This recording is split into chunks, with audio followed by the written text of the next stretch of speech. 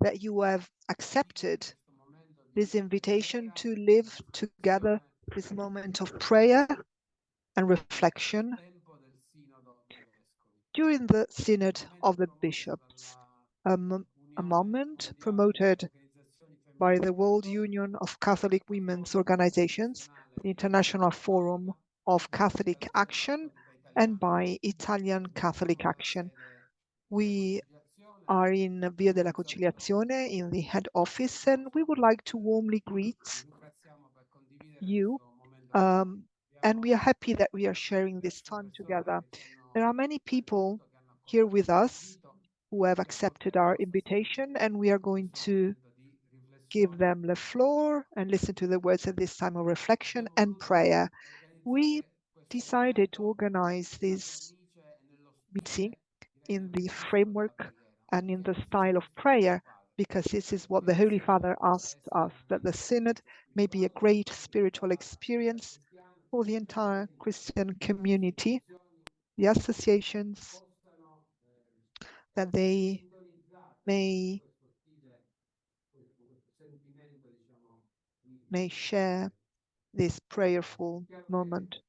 It is clear that this is also prayer for peace that we are doing, the most important thing that we are hoping for. And so this synodal moment is also marked by this intention that there may be a synodality amongst people, institutions, and organizations, a desire to initiate a dialogue, to imagine a different living together, going beyond the tragedies that give rise to wars. With war, everything is lost. Only with peace we can imagine a new pathway.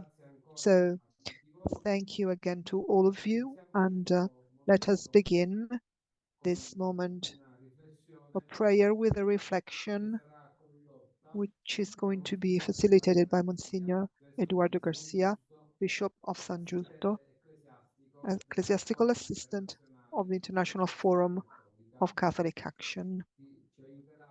And he is going to help us focus on the topic of the Synod, and which is that of synodality. We now give the floor to Monsignor Garcia.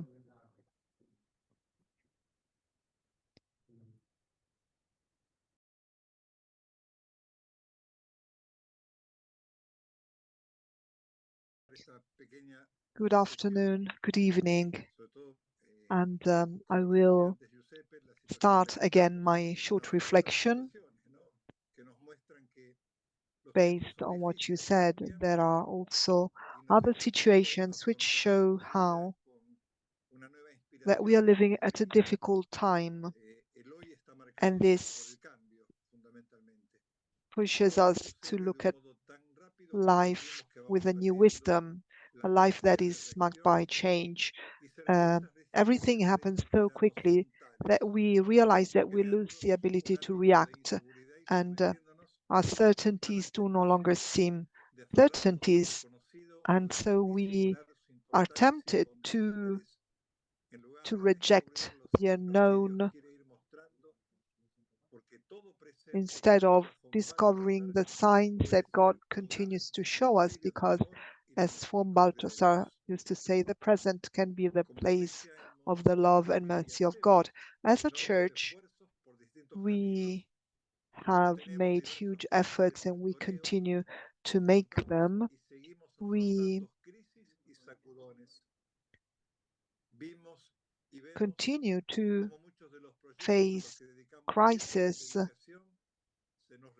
and many of the projects that we devote ourselves to are incapable of supporting or meeting our evangelizing expectations.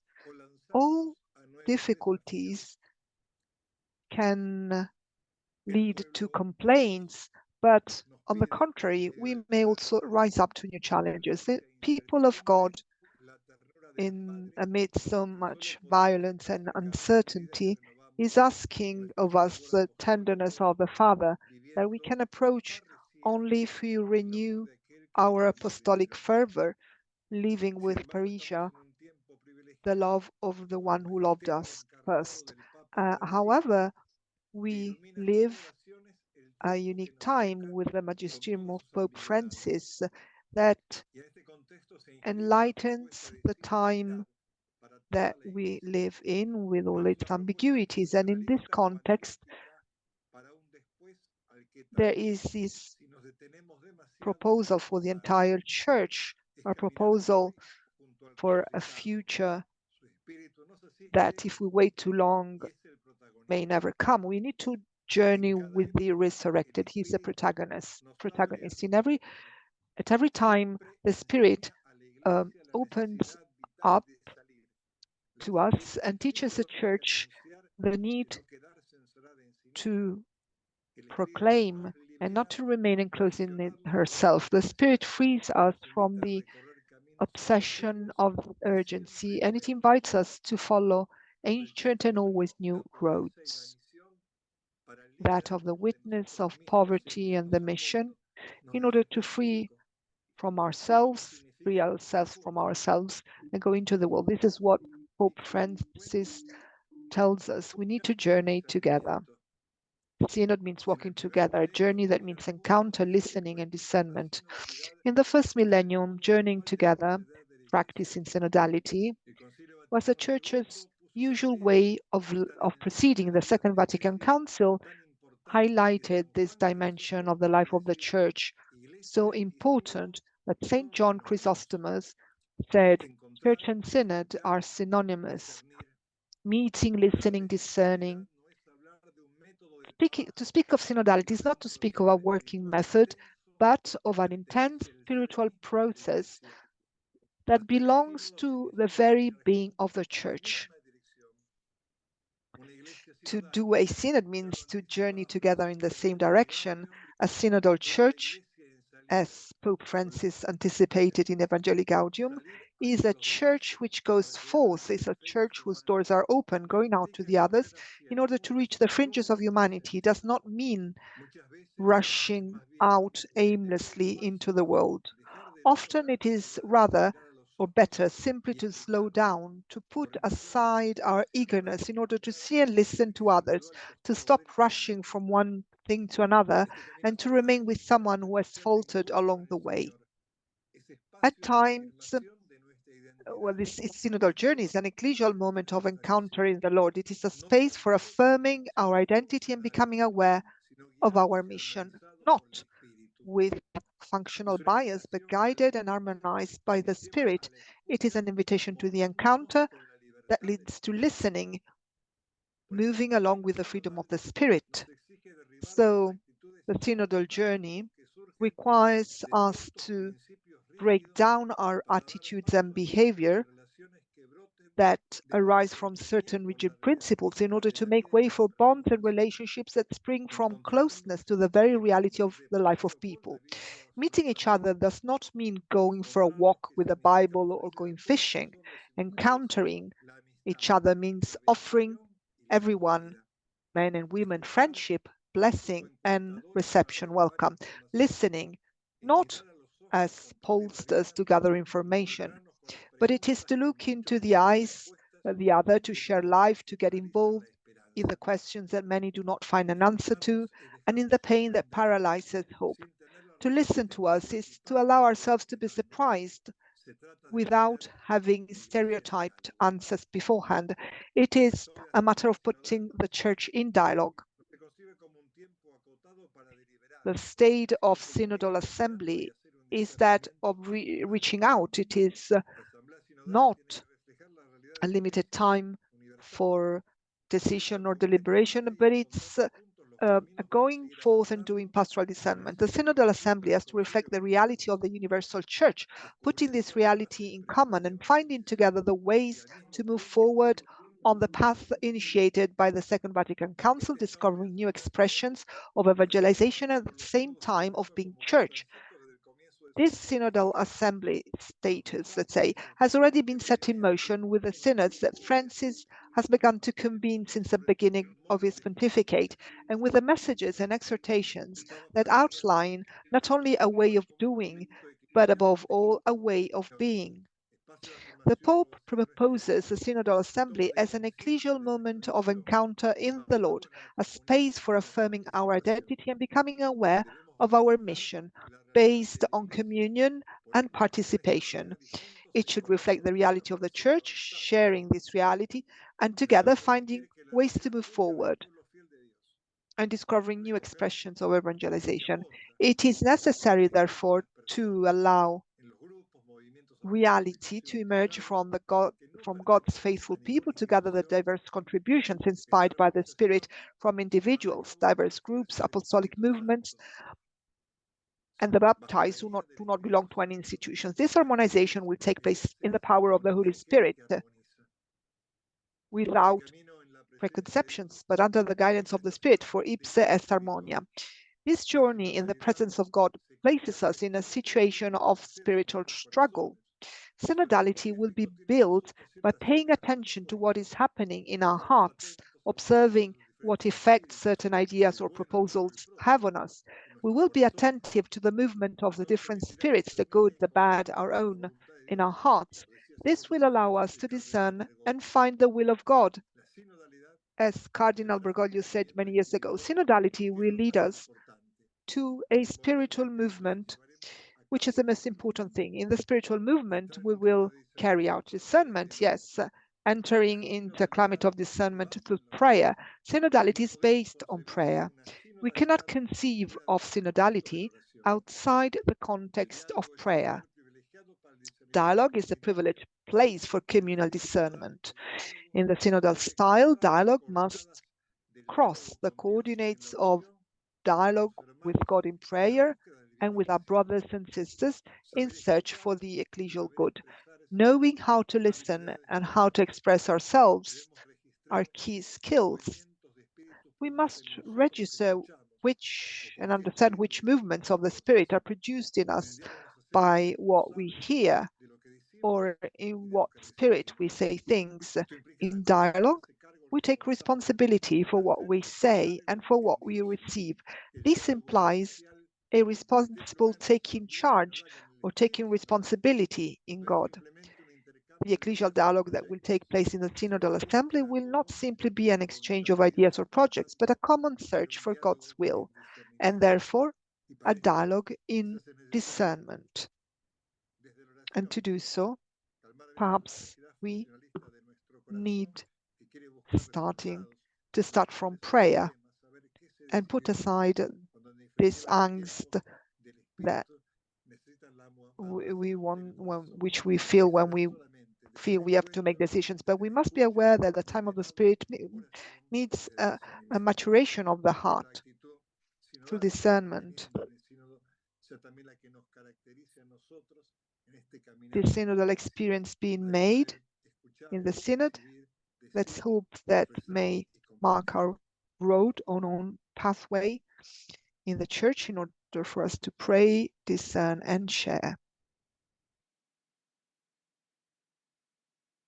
Donc, celui qui a démarré.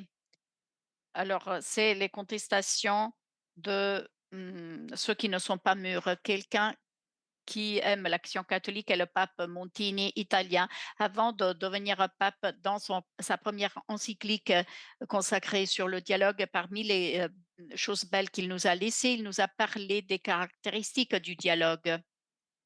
Or, je crois, et nous en faisons l'expérience dans le cadre du synode, eh bien, ce sont les caractéristiques dont nous faisons l'expérience dans l'Assemblée, c'est-à-dire tout d'abord la capacité de comprendre les autres.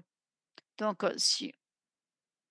si tu ne t'expliques pas, on dit en Argentine, comment est-ce que je peux te comprendre? Donc, il s'agit tout d'abord de comprendre ce que l'autre dit. Ensuite, il s'agit de voir si on est d'accord, si on n'est pas d'accord, si nous justifions. Mais si je ne te comprends pas, comment est-ce que je peux faire? Donc, la première caractéristique du dialogue, c'est qu'il doit être compréhensible. La deuxième caractéristique, c'est la mansuétude. car Jésus est humble de cœur.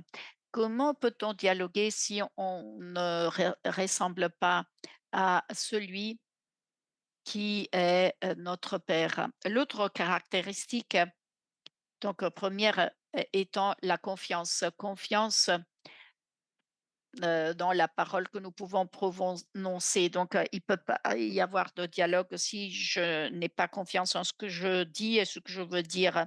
Si je dis une chose, mais qui n'a rien à voir avec ce que je pense, ce que je ressens. Donc, le deuxième visage de la confiance concerne les autres. Donc, il s'agit d'être confiant que l'autre vont me comprendre. Car si je pense cette personne ne va pas me comprendre, elle n'est pas capable, elle ne sait rien, alors ce ne sera qu'un monologue, c'est plus un dialogue. Et dans sa réflexion, euh, le pape Paul VI disait, parlait de prudence pédagogique. C'est-à-dire que je n'adapte pas la vérité, je ne la manipule pas, mais j'adapte mon langage à mon interlocuteur qui est en face de moi, s'il s'agit d'enfants, de jeunes gens.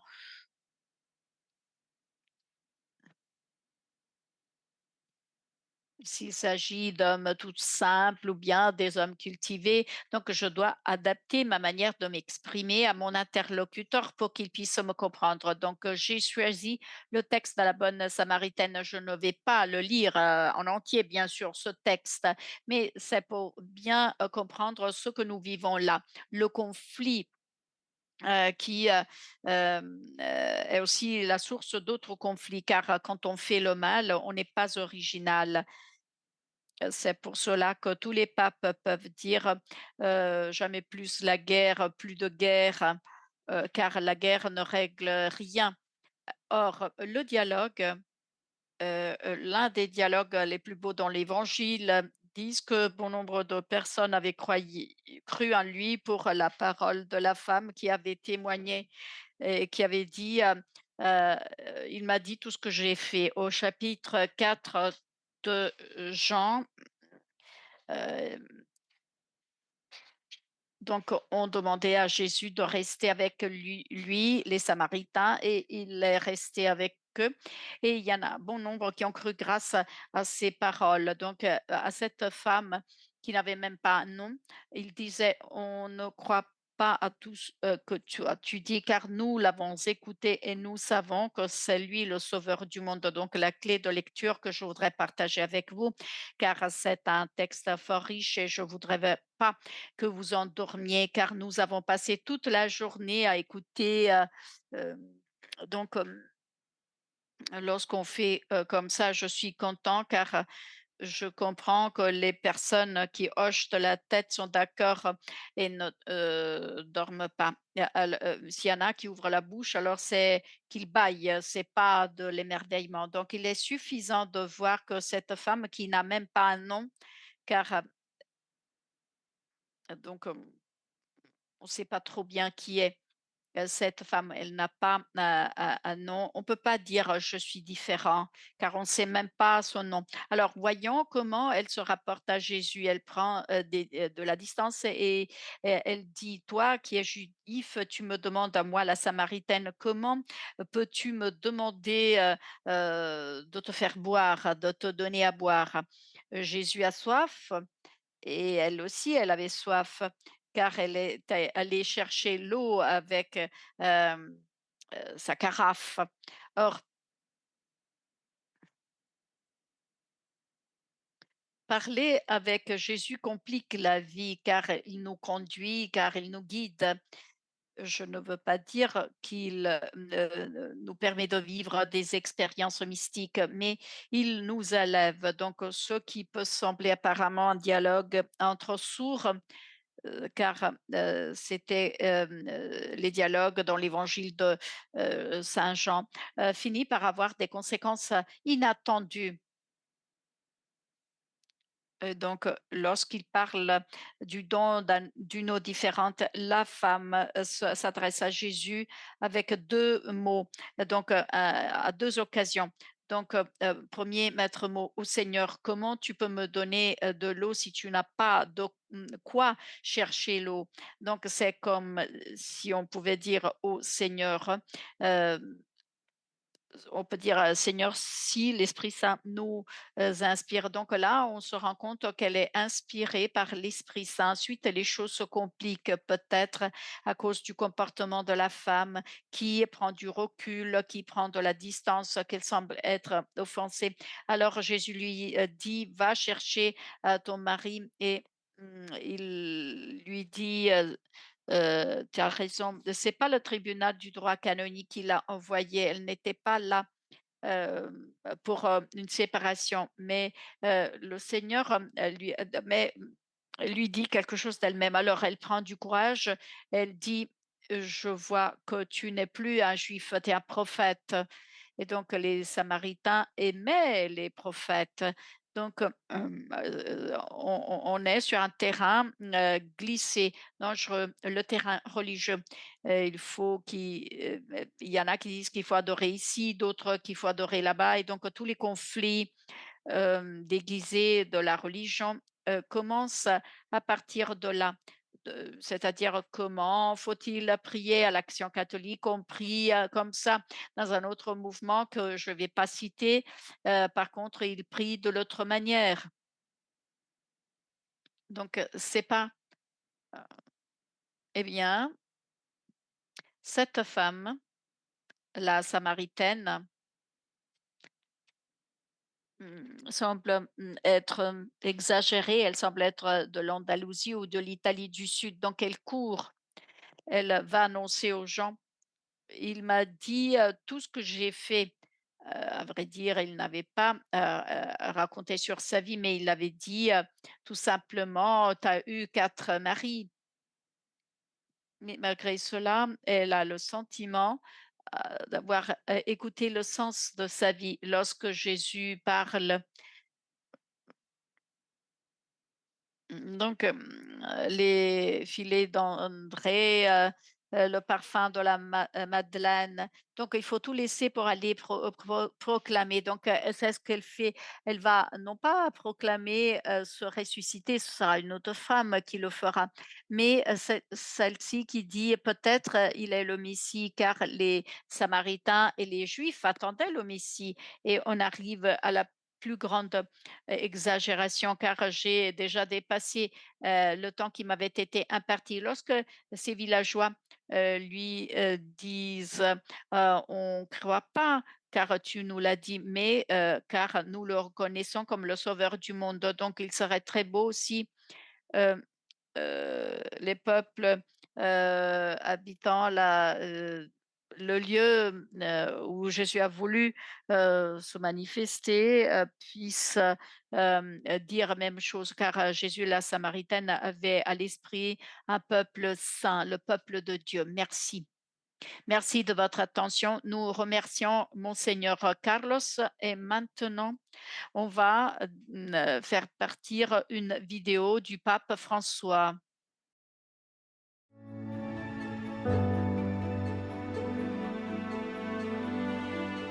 Perché solo nel nostro silenzio risuona la sua parola.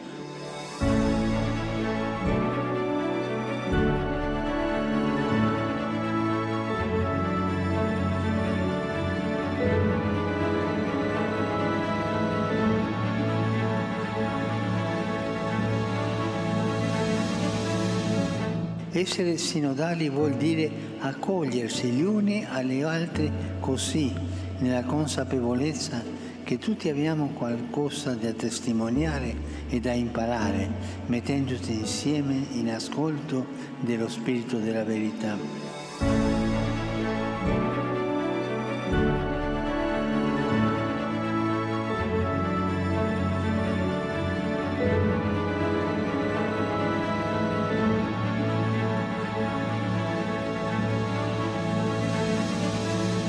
Che abbiamo come maestro lo Spirito Santo. Lui è il protagonista, maestro interiore di ognuno e maestro del camminare insieme. Lui cerca la varietà e l'unità, lui è la stessa armonia.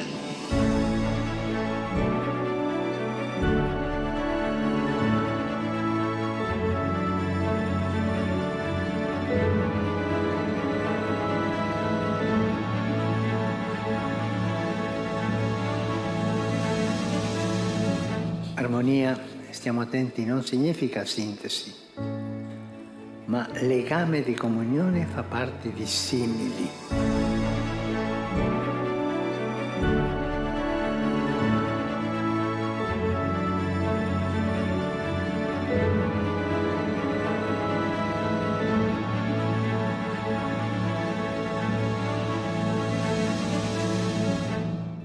La Chiesa, un'unica armonia di voce, in molte voci operata dallo Spirito Santo, così dobbiamo concepire la Chiesa.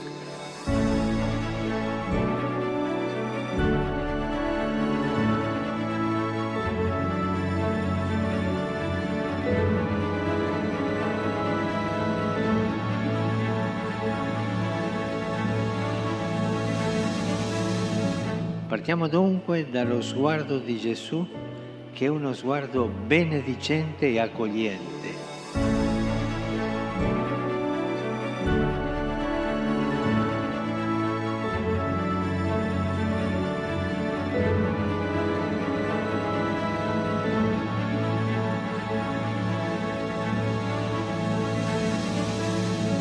E questo è il compito primario del Sinodo, ricentrare il nostro sguardo su Dio per essere una Chiesa che guarda con misericordia l'umanità.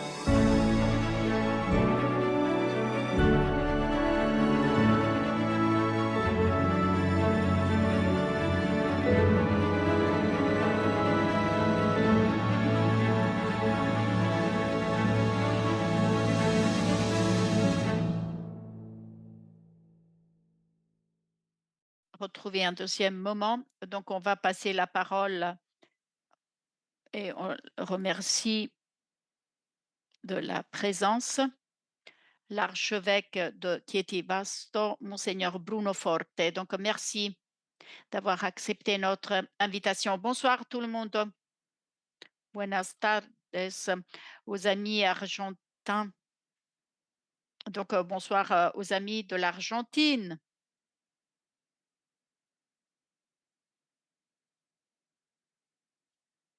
Alors, je voudrais partir de la première lecture que la liturgie nous offre aujourd'hui, la deuxième épître de Saint Paul, apôtre à Timothée. Parce que dans ce texte, je retrouve, il me semble, les trois fondamentaux de l'identité spirituelle de l'action catholique. Et en même temps, nos contributions à la réflexion que nous sommes en train de réaliser sur la synodalité. Le premier fondamental est la dimension du sacrifice. Paul en parle. Il y a toute la question de l'attribution, mais l'apôtre en parle comme étant la solitude. Dieu m'a abandonné, seul Luc est avec moi. Et il poursuit dans la réflexion. Gabriel, tout le monde m'a abandonné, personne ne m'a assisté. Donc, il y a une admission de souffrance. Et c'est une histoire d'amour qui consiste à mettre la vie au service de l'Évangile. L'action catholique a identifié dans le sacrifice l'un des trois piliers de son identité spirituelle. Et on pourrait dire la même chose de la synodalité. La relation synodale ne se construit s'il n'y a pas une capacité de sacrifice, donc le dépassement du moi en faveur du nous, mais aussi par la mort de soi-même. Comme le disait Lévinas, l'amour est l'exode de soi sans retour. Je crois que la dimension du sacrifice propre de l'identité spirituelle de l'action catholique est le visage d'amour, et ceux qui adhèrent à l'action catholique se sont appelés à suivre Jésus. Il y a ensuite la dimension de la prière. Paul en parle dans les termes suivants. Le Seigneur a été à côté de moi. Et donc, ce témoignage est très beau parce que cela nous fait comprendre que la prière n'est pas tant notre s'approcher de Dieu, mais plutôt le fait qu'il s'approche de nous et notre faire en sorte qu'il soit le Seigneur de notre vie, le maître de notre vie. Souvent, je dis que prier n'est pas prier un Dieu, mais prier en Dieu, dans l'esprit, pour le Fils, le Père, comme la liturgie nous l'enseigne. Or, l'action catholique naît d'une expérience profonde de prière dans ces secteurs, mais aussi, moi aussi, je viens de l'action catholique. Mes années d'adolescence, j'étais membre. Ensuite, j'ai mûri sur ma vocation. Je suis rentrée au séminaire à l'âge de 18 ans. Bon nombre d'années se sont écoulées, mais ce témoignage humble, passionné de prière, que vivaient non seulement les prêtres, mais des hommes, des femmes, des jeunes, est resté imprégné. Donc, l'action catholique, en tant que synodalité, est enracinée dans les expériences de Dieu. Si on ne se laisse pas aimer par Dieu, si on ne se rend pas à Dieu, on ne vit pas la passion de l'Évangile. On ne construit pas de relation qu'aujourd'hui nous qualifions de synodale, de communion, d'accueil réciproque, d'engagement mutuel. Et pour finir, dans le texte de Paul, il y a l'action. L'action, comme l'action catholique dès son origine, c'est poursuivre la proclamation de l'Évangile pour que toutes les nations puissent l'écouter. C'est pas agir dans le vide, mais c'est vivre la passion pour la cause de Christ, du Christ, pour la cause de Dieu dans ce monde, pour se mettre en jeu jusqu'au bout en première personne, car nous appartenons au Seigneur, nous sommes son Église et l'Église ne peut jamais être séparée de son époux. Je crois que la synodalité aussi vit de cette passion missionnaire et aujourd'hui nous avons bien réfléchi hier et aujourd'hui sur le zèle missionnaire, l'action missionnaire de l'action synodale de l'Église. En d'autres termes, nous ne construisons pas des relations pour rester renfermés dans notre solitude, dans nos groupes, mais pour contaminer le monde de la beauté de l'Évangile. Un proverbe de l'Amérique latine qu'on m'avait appris, euh, je ne crois pas en Argentine, mais en Amérique latine, donc dit que celui qui aime s'engage jusqu'au bout. Et c'est ainsi. Paul est un témoin de cet amour passionné. La synodalité dont on parle là ne n'est pas d'un calcul, d'un projet politique, social, mais d'une rencontre d'amour et s'exprime dans la volonté de reproposer cette rencontre à d'autres pour réaliser des relations d'amour. L'action catholique, telle que je l'ai connue, je l'aimais, je continue de l'aimer, je la promeux dans la mesure du possible dans mon diocèse, est construire ces relations d'amour. Et il faut le faire en respectant la dignité de toute personne, en accueillant l'autre, en essayant l'écoute, le dialogue en tant que réseau d'une relation qui devienne féconde grâce à l'engagement de tout le monde, les croyants, les non-croyants, car c'est ce qui est au cœur du disciple de Jésus, c'est d'obéir à son commandement, aimer vous comme je vous ai aimé. Et en guise de conclusion, j'ai cette réflexion à partager avec vous, une réflexion sur laquelle je me suis arrêtée dans mon nombre de contextes différents à maintes reprises.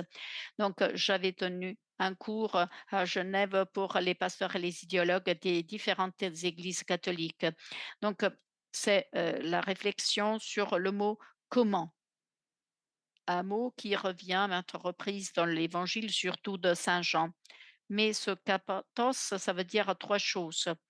Aimez-vous selon mon exemple, vous voyez comme je vous aimez jusqu'au bout. Et estéros, qui en grec, ça veut dire jusqu'au au tout dernier bout. Mais ce que l'on ne dit pas seulement cette dimension exemplaire, mais ça dit une dimension également qui permet que Jésus permet à nous aimer comme toi, tu nous as aimés. Donne-nous l'esprit pour que ça puisse être possible. Et il y a cette tension destinée, c'est-à-dire un amour qui nous amène à sortir de nos fermetures pour sortir. Et l'une des caractéristiques les plus belles de l'Action catholique, c'est qu'elle n'a jamais voulu être un groupe renfermé, euh, une identité forte pour exclure les autres, non, mais elle a su toujours être, du moins telle que je la connais et je l'aime, une maison ouverte, accueillante, où l'autre peut se sentir aimé et accueilli et reçu. Et je conclus en disant que l'identité spirituelle que ce texte dans la parole de Dieu et dans la lettre à Timothée nous permet de redécouvrir que ce texte puisse être toujours la force, la beauté, euh, pour l'Action catholique et qu'elle contribue de rendre l'Église, comme nous l'invite à faire le pape François, une Église plus synodale, plus fraternelle, plus accueillante, plus témoin et missionnaire et plus amoureuse, car seulement ce qui est amoureux ne porte pas atteinte à son bien-aimé. Et donc, une Église, une action catholique amoureuse du Christ sont capables de le faire vivre dans les relations qui font l'histoire. Merci de votre attention. Merci.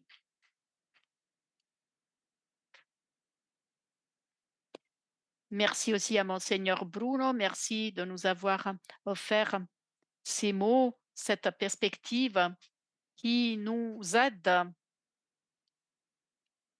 encore plus à rentrer dans le cheminement synodal et à nous être en syntonie avec le cheminement synodal, le synode des évêques et aussi le cheminement synodal que font les églises catholiques par cette clé qui euh, nous fait retrouver les expériences. Et maintenant, la parole est à Elio Castellucci, archevêque de Modène et évêque de Carpi, et aussi président du comité synodal de l'Église italienne. Merci.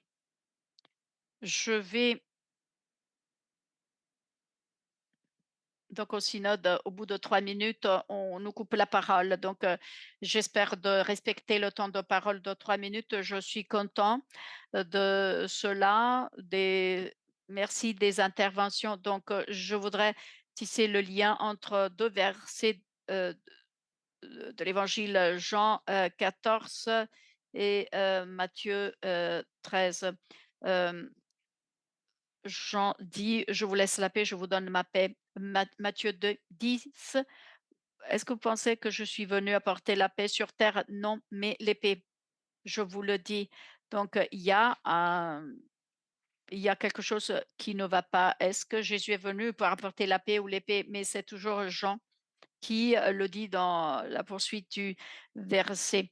C'est pas comme le monde nous la donne que je vous la donne. Donc, là, il y a une paix du monde et c'est pas celle-ci que Jésus est venu apporter, mais c'est la paix de celui qui veut rester tranquille, de celui qui est indifférent, qui ferme les yeux devant les problèmes et de celui qui dit euh, donnez-moi la paix. Or, cette paix, Jésus l'a détestée par sa vie, par ses paroles et par son sacrifice. Ce n'est pas ça la paix que Jésus nous apporte. La paix de Jésus est une épée, mais c'est pas une épée contre quelqu'un. C'est une épée tout d'abord dans nos cœurs. Cela enlève l'égoïsme. C'est une épée qui veut dire hum, s'engager, s'y engager, s'y mettre avec du mal, avec le sang. C'est ça la paix que Jésus est venu nous apporter. Donc, on peut se rencontrer entre peuples différents et chacun renonce à quelque chose qui lui appartient, qui le sépare des autres. Comme on le voit pendant ces journées au synode, à la même table, il y a des personnes appartenant à toutes les nations du monde et qui parlent ensemble, qui discutent, qui s'écoutent et se comparent, s'échangent des personnes qui seraient des ennemis dans leur terre, car il y a des peuples qui sont contre d'autres. Donc, je demande au Seigneur qu'il puisse nous apporter sa paix. C'est une paix qui coûte cher, mais qui construit, qui permet de bâtir. Merci. Merci, Monseigneur Elio. Merci de cette interprétation qui nous aide encore davantage à vivre l'engagement pour la paix comme un engagement qui nous demande de faire des choix. La perspective du synode nous aide à partager de plus en plus ces choix qui sont des choix qui doivent nous faire prendre le champ. C'est-à-dire, il faut prendre une position, la paix, aussi la paix dont nous discutons et dont on espère pouvoir parler aux tables internationales ne peut pas être l'une des nombreuses stratégies possibles, mais ça doit être l'horizon, la perspective qui, dans un parcours de rencontre, de dialogue, puisse ensuite avoir des médiations, des réalisations. Et maintenant, nous passons la parole à Giuseppina De Simone, théologienne, témoin du processus synodal en Europe. Elle participe au synode des évêques. Elle est aussi membre de la présidence du cheminement synodal, du comité pour le cheminement synodal de l'Église italienne. Merci Pina d'être là avec nous. Merci. Je voudrais dire aussi que je suis directeur et passionné de l'action catholique. Dans laquelle, au sein de laquelle je vis l'enthousiasme de l'expérience dont je suis tout à fait reconnaissante. Donc, le passage que je voudrais commenter est un verset de l'évangile de Luc que nous avons lu ce matin pendant la célébration eucharistique. Luc 10. Je vous envoie en tant qu'agneau parmi les loups. N'apportez pas ni sac ni sandales avec vous. Or, il me semble pouvoir lire dans ce verset l'état d'âme que nous vivons aujourd'hui. Il nous semble qu'autour de nous, le mal se sévit, la violence, l'esprit de vengeance, l'indifférence vis-à-vis de la souffrance, surtout la souffrance des plus petits. L'idée qu'il n'est pas possible de construire la paix, de rechercher la paix, mais que la seule arme disponible est la guerre, est la destruction. On dirait qu'il n'y a pas de place pour l'espoir, pour l'espérance. Et nous sommes submergés par tout cela. Nous sommes impuissants devant tout cela. Nous ne savons pas trop bien quoi faire, quoi dire. Et la seule chose qui, comment dirais-je, euh, que nous avons la force de faire, c'est prier. Donc, nous savons que c'est la force de la prière qui nous soutient et que nous pouvons mettre en œuvre lorsque nous sommes confrontés à cette violence, comme les agneaux parmi les loups. On nous demande de continuer à témoigner de l'humilité, de continuer à exprimer le style du dialogue, de l'accueil, de l'écoute, du partage. Il nous est demandé de témoigner de tout cela avec force, avec conviction. Mais il nous est demandé également de ne pas porter avec nous ni de sac, ni de sandales, c'est-à-dire d'être désarmés, sans armes, de ne pas avoir la prétention de trouver les solutions, ne pas avoir la prétention de pouvoir régler les questions, aussi accepter le fait, heu, la précarité, la fragilité, heu, dont nous nous rendons compte et nous nous rendons compte que notre témoignage de paix est fragile. Alors, ce qui m'est venu à l'esprit, c'est ce que nous vivons dans le cadre de l'assemblée synodale. Il y en a qui disent: «Le monde brûle autour de nous et nous sommes là pour réfléchir, nous sommes là à discuter autour de table». c'est comme quand l'Action catholique, on lui reproche, vous perdez, gaspillez votre temps à la réflexion, à la formation, mais par contre, il faut agir et il faut faire, il faut régler les problèmes. Or, je pense que le temps que nous consacrons à l'écoute, le temps que nous consacrons au silence, le temps que nous consacrons à l'écoute réciproque et mutuelle, le temps que nous consacrons à ce discernement commun, à construire ensemble, est quelque chose de fort précieux. C'est un signe authentique d'espoir, d'espérance, car régler les problèmes ne nous met pas à l'abri d'autres problèmes qui vont survenir. Ce qui constitue la nouveauté authentique à rechercher, à faire grandir, c'est le style, c'est la manière dont nous nous posons face aux questions. Et cette manière, c'est pas la prévarication de vouloir imposer son propre point de vue, ses propres intérêts, mais il s'agit de se mettre ensemble, de rechercher ensemble pour savoir quels sont les chemins à parcourir car pour construire une véritable possibilité de fraternité entre les peuples, entre les cultures, entre les êtres humains.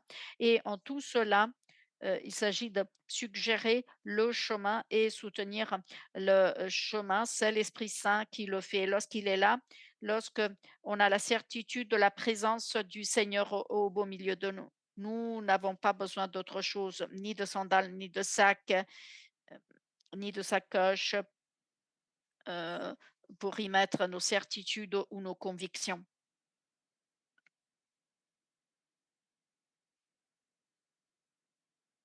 Merci beaucoup Pina. Merci, car, tu nous, rappelles les dialogues, mais tu nous rappelles aussi cette culture de la rencontre, du regard, ouvert, vis-à-vis des autres et surtout cette invitation à l'essentiel, à redécouvrir l'essentiel de la vie chrétienne et aussi qui façonne notre style synodal et lui donne une forme plus énergique, mais aussi plus essentielle, vraiment capable de, mmh,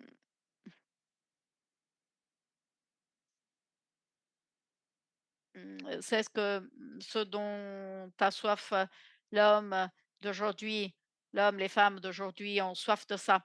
Et maintenant, on va passer la parole à Eva Fernandez Mateo, qui, en plus d'être la présidente nationale de l'Action católica générale d'Espagne, est aussi coordinatrice du Forum international de l'Action catholique. Elle est membre invitée spéciale au synode.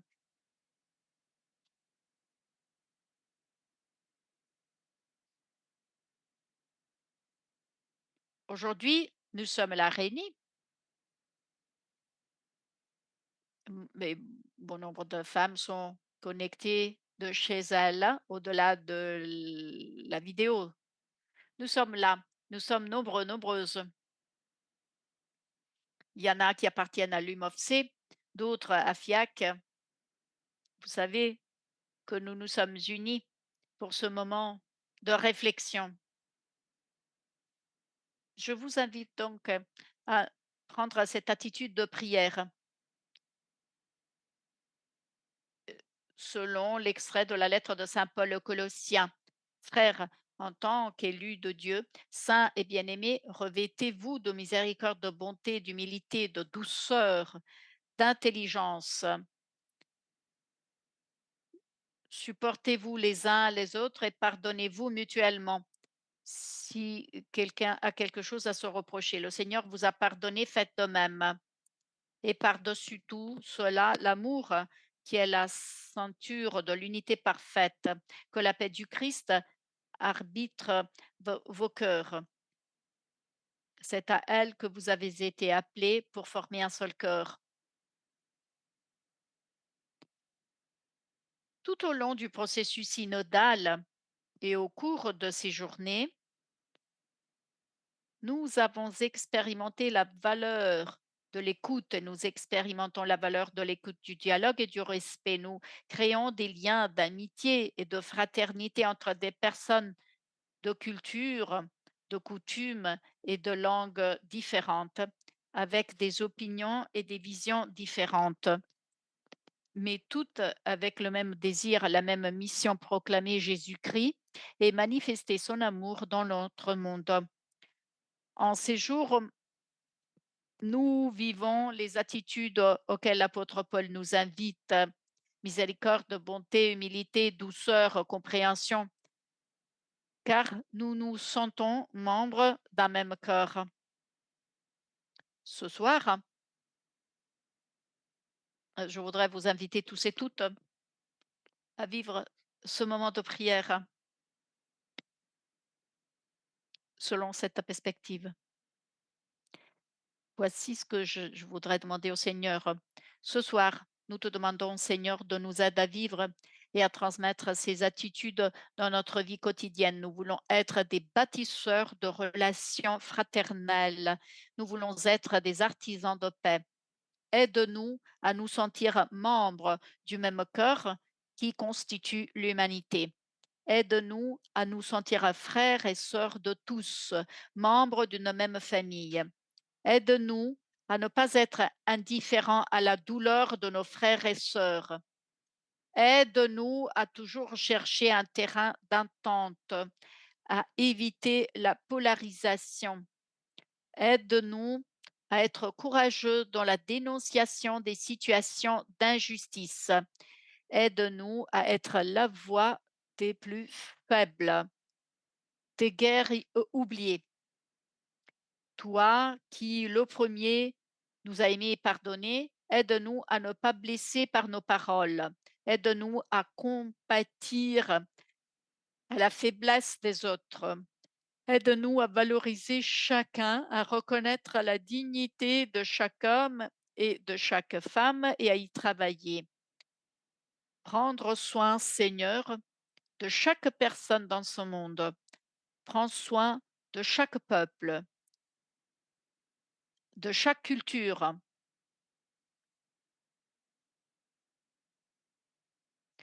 Et remplis nos cœurs de ta paix afin que nous puissions être sel et lumière au milieu du monde, travaillant sans cesse pour que la paix en ces lieux cesse d'être un rêve et devienne une réalité. Amen.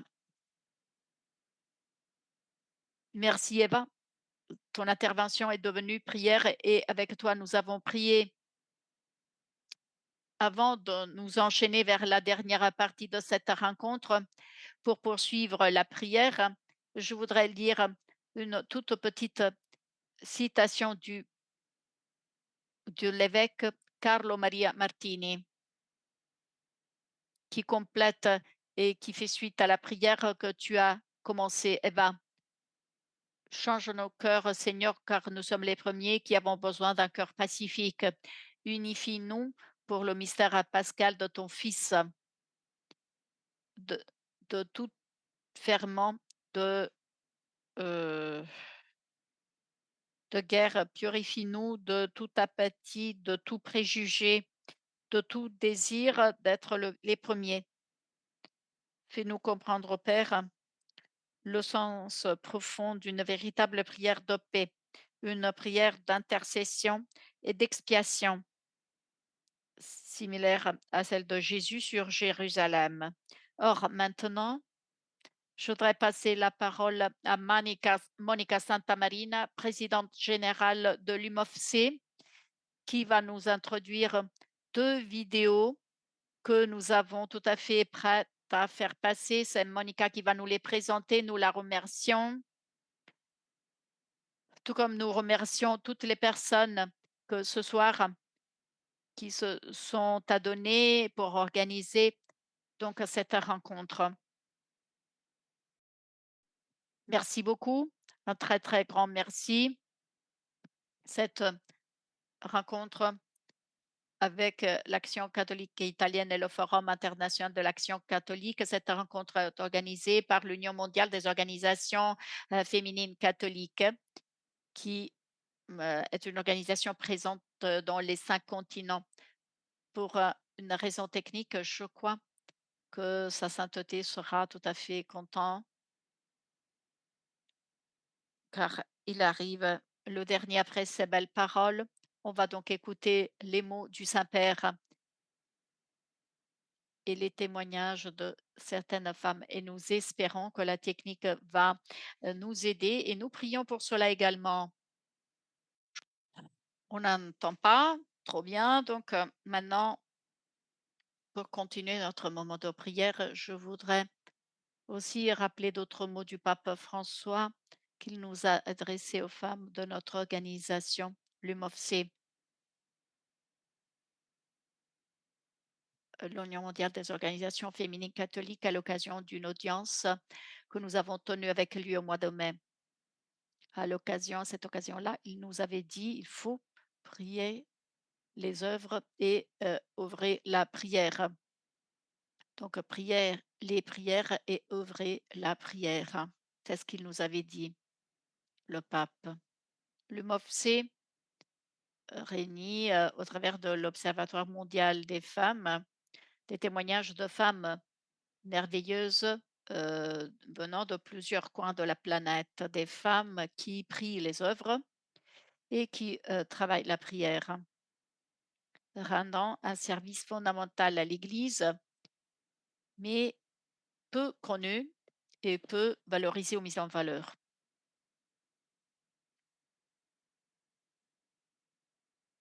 Et nous avons 2 de ces femmes qui sont fort engagées, qui s'engagent avec joie et espérance dans ce processus synodal. Et en ce moment, on voudrait vous présenter 2 de ces témoignages. Des témoignages de femmes qui ont parlé pour que leur voix soit écoutée par tout le monde.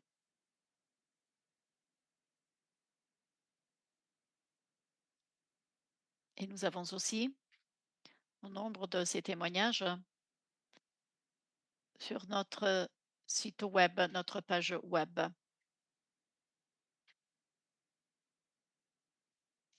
Donc, nous remercions l'Action catholique de nous avoir invités. Nous tenons à remercier nos invités pour les femmes qui ont participé, pour nous donner un témoignage aussi, l'ambassadeur auprès du Saint-Siège des Pays-Bas, les évêques, les excellences. Nous remercions d'être là avec les femmes, avec les laïcs, tous et tout ensemble. Nous marchons tout comme le Saint-Père nous l'apprend. Donc, nous sommes prêts.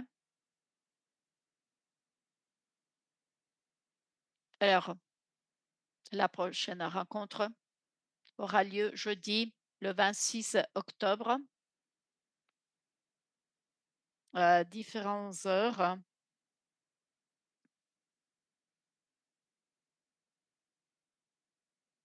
Et vous pouvez consulter les sites institutionnels, les sites de l'UMOFC et de l'Action catholique et du Forum FIAC, Forum international de l'Action catholique.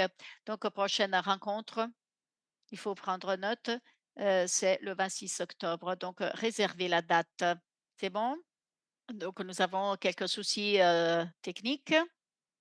Donc, donc, le 26 octobre, on a tout le temps pour régler tous les problèmes techniques, et on va se retrouver ici tous tout ensemble. Merci.